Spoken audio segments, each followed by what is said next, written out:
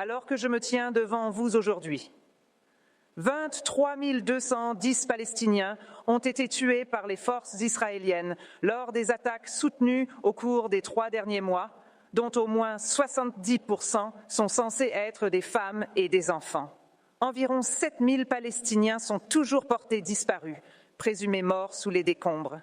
Les Palestiniens de Gaza sont soumis à des bombardements incessants où qu'ils aillent.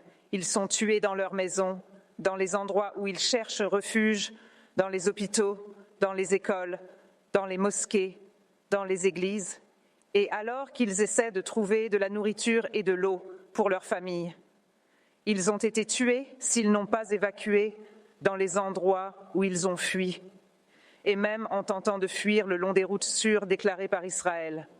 Le niveau de meurtre est tel que ceux dont les corps sont retrouvés sont enterrés dans des fosses communes, souvent non identifiées. Rien que dans les 3 premières semaines suivant le 7 octobre, Israël a déployé 6 000 bombes par semaine. Au moins 200 fois, il a déployé des bombes de 2 000 livres dans les zones du sud de la Palestine, désignées comme sûres. Ces bombes ont également décimé le nord, y compris les camps de réfugiés. Les bombes de 2 000 livres sont parmi les plus grosses et les plus destructrices disponibles. Elles sont larguées par des avions de chasse mortels, utilisés pour frapper des cibles au sol par l'une des armées les mieux dotées au monde. Israël a tué un nombre sans précédent de civils, en ayant pleinement connaissance du nombre de vies civiles que chaque bombe prendra.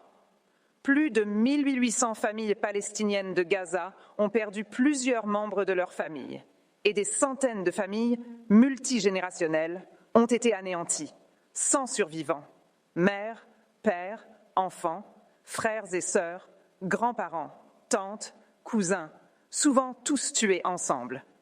Ces meurtres ne sont rien de moins que la destruction de la vie palestinienne. Ils sont infligés délibérément. Personne n'est épargné, pas même les nouveau-nés.